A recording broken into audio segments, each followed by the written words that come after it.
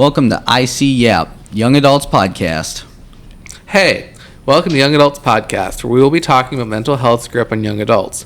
Almost 50% of young adults report suffering with their mental health. We want to open up the room to talk about what it's like for young adults to live through and live happily with a mental health diagnosis. We want to talk to experts, teens, college students, their doctors, and members in our community to get a better understanding of mental health in young adults. Come join us. I'm Jason Bunce, and I've been a member at the Independence Center for almost a year now. I've been in the young adults group there for almost that whole time. I joined the Respect Institute a few months ago, and what we do there is we write out a speech and we practice it. It's a story of your life and your recovery story, how you overcame something. And I'll be giving public speeches of that soon. You want to introduce yourself? Hi, I'm Alex Mitchell. I am a young adult member. I've been coming here since January of 2021. I have been a part of IC Players, the young adult group, the diversity, equity, inclusion meeting, and also attending the coordination meeting. Okay. So I'm going to give a little intro to the Clubhouse model here and what it's done for many, many people. So I'll start off formally. The Independence Center is the second largest clubhouse in the world, only smaller than the original Fountain House in New York City. There are over 350 clubhouses worldwide.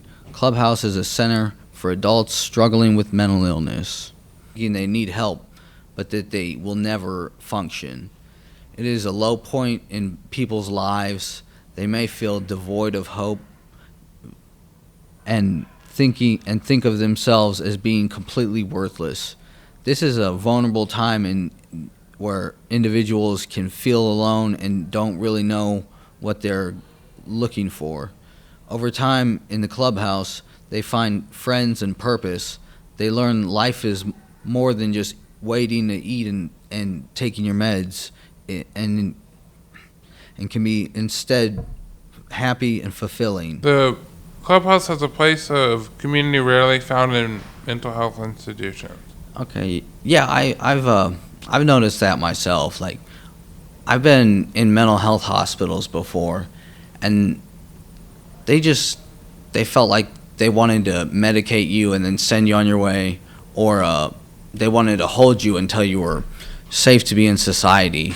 And there's these power differentials in them that it just doesn't feel homey. But I feel I have a sense of community and home at the Independence Center. I do too.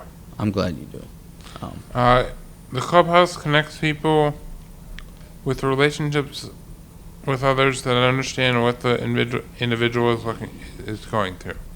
People that don't view you as your diagnosis and view you as a person. Other services provided outside the Clubhouse are housing, employment, and education. Okay, so the Clubhouse makes people feel like they're capable. It shows people that they have strengths. It gives them opportunities to find their own strengths, and it helps people realize their own goals as opposed to being told what their goals should be. Have you had any of that in the non-Clubhouse mental health? Yeah, I have been told that because of my avoid certain areas that are stimulus for me. It also helps people feel confident about themselves. It made me feel more comfortable with my writing skills. I always knew I was a good writer once I started doing it, but when I came here, they started having me write for the young adults group, the meetings, the PowerPoints, and then I joined the Respect Institute. Then we created the IC Speakers Bureau to get the speeches out there more than just the Respect Institute was doing. Can you tell them anything you've... I know personally I have gained some skills in computer skills, data entry like attendance, and running the unit meetings that we have every day. There you go. I only come for the afternoon meetings because I have therapy in the morning. But yeah, I run the unit meetings, I enter in on the keyboard, and it's familiarized me with the keyboard. I'm not a super fast typer, but I have gotten faster through running the unit meeting, and it's helped me at my volunteer job. Okay. Using the computer.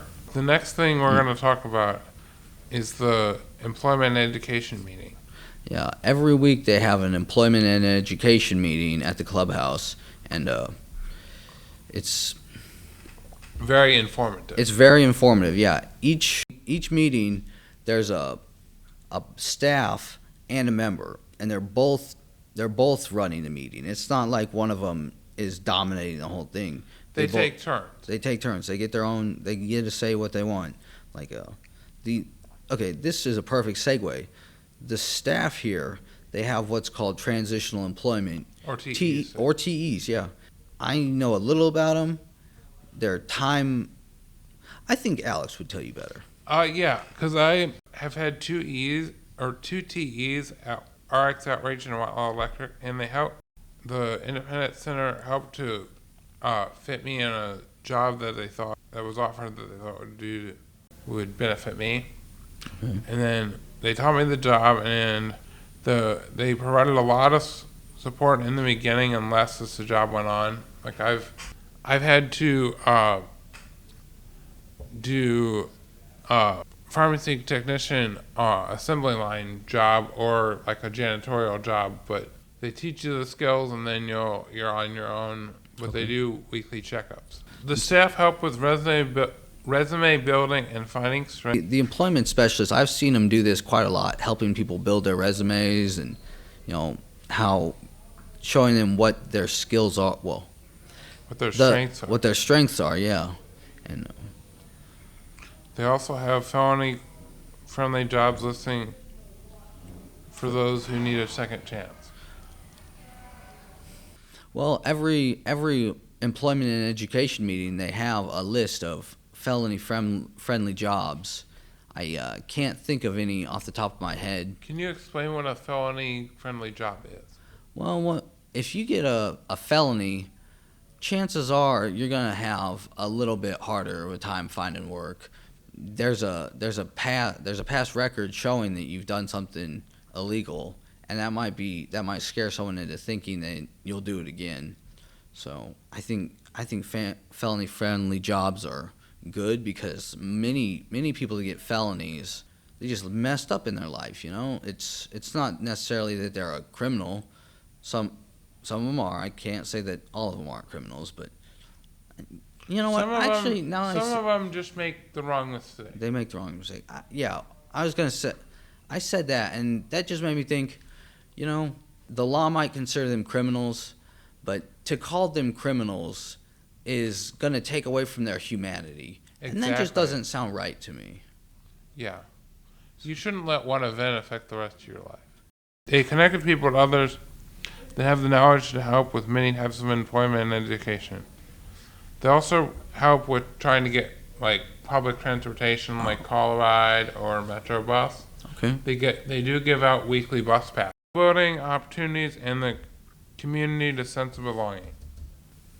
Okay, so I was talking about the employment specialists earlier, and I thought it'd be good to say that you can't always find the employment specialists here because they're literally out in the community searching for job leads for the people here. They're like the employment specialist from my unit, the Clubhouse shop unit. She has a list of jobs on her table that are opening, and she finds jobs that are doing like walk-in interviews, and she tells the whole unit about it because she just like that. Oh, the Clubhouse also helps out with education, and we receive money through the Bear Grant. Sydney Bear Grant to help members further their education. They covered the money it cost to get me into the peer specialist training. That happens next month, and I'm really hoping that I do good because my dream is to become a mental health professional, specifically a neurochemist. I think understanding how the chemicals work in the brain. But I personally know there's a place in Webster Gross right by the KFC called BioCord Feedback, and they specialize in neuroscience. that's cool. I did not know that was there. But I think becoming a peer specialist is a first step to getting on my way to becoming a professional. It's one of your baby steps. It's a baby step, yeah. It's the first step in the right direction. And At the Clubhouse, we want you to feel accepted, wanted, and even needed. This is the code of the Clubhouse model. We have voluntary participation where staff and members work side by side to accomplish work order day tasks, which we'll get to later. And there are members that we have met here that we saw. They were staff for months, and to elaborate, there was someone who we thought, oh my God, you're doing so hard. You should get paid to work here. yeah. And turned out this person actually was. This person did get paid to work here. Yeah, one of the staff down in the shop unit, it was about I said one of the staff. I meant one of the members. It was about 3 months in when somebody finally said, I don't remember what they said, but it came out that she was a member, and I was like, you guys are lying to me. I know you're lying to me. There's no way she's a member. She comes in every day and works here like she was getting paid for it. She's retired, so this is what she likes to do. But she comes in and puts her whole energy into it, and she provides an energy to the shop. She's a main force there. Let's see. Oh, both of us have gotten the opportunity to join activities. For both of us, we've gotten the benefit of helping out with this podcast. This podcast, yeah. This is the first episode, and I'm hoping there will be many. And I've led meetings, like I said before, unit meetings where I ran the PowerPoint slides during the unit meeting and entered in like who's doing what task and updates on the PowerPoint. Mm-hmm. I've also been a part of the Independent Center Players group, IC Players, where we've done radio shows or plays. We haven't done any musicals yet. That's cool. But I do know at one point in time I did play Abraham Lincoln. You played Abraham Lincoln? For the Slaying Dragons, I got to portray him and talk about his depression and his... Oh, I did not know that. Yeah, Abraham Lincoln did suffer from depression. And his greatest triumph was the abolition of the slaves. Yeah, it's a great accomplishment. It's too bad that a lot of those slavers didn't respect his rule. That's why Juneteenth is around, because the slavers ignored his rule, and the slaves, they didn't know that they were free, so the slavers just kept the slave owners. The slave owners just kept on using them until finally they found out that they were free and they broke out, and that's what Juneteenth is, when the last of the slaves were freed, and it gives me goosebumps thinking about the fact that these people were forced into work. Yeah. And they were never allowed to do anything but work and sleep. That's just crazy to me. Yeah, I know. Jason and I are also a part of the Young Adults group, which sponsored this podcast. I led one of the meetings in the Young Adults group. I made it about unrequited love. My first thought was to make it about sobriety in the face of stress, but once I started researching it, I realized that a lot of my stress came from unrequited love, so I decided to make it about that. And unrequited love is love you feel for someone that doesn't feel it back, whether they're doing it on purpose or not. if they might not know that you like them, but like, even if it's a touchy subject for me because I have problems with boundaries and I'm trying to better them, but anyways, I ran the meeting and a lot of people really liked the slides, so I planned on doing it again, and but that's when we started talking about doing this podcast. I quickly decided that I wanted to be a part of it because, like the Respect Institute, that's trying to reach out to everyone and show that you can overcome the stigma of mental illness or drug use or childhood trauma or both. Yeah, that's what my next podcast is going to be. My next episode. It won't be the next. Wait, will it? It won't. I don't know if it'll be the next episode, but it's on dual diagnosis. It's coming soon. It's coming soon. Yeah, it's on dual diagnosis. I think I've done a decent job at it. Oh, the work order day. That's one of the main structures of the Clubhouse model. The idea is that people in society, they get up in the morning and they're expected to go to work. Because if you don't go to work, how are you going to pay your bills? How are you going to have that structure in your day that keeps you from just laying in bed and getting sad? I think the work order day is a beautiful idea. It's not a beautiful idea. It's a wonderful idea. It's a wonderfully beautiful idea. Okay, so.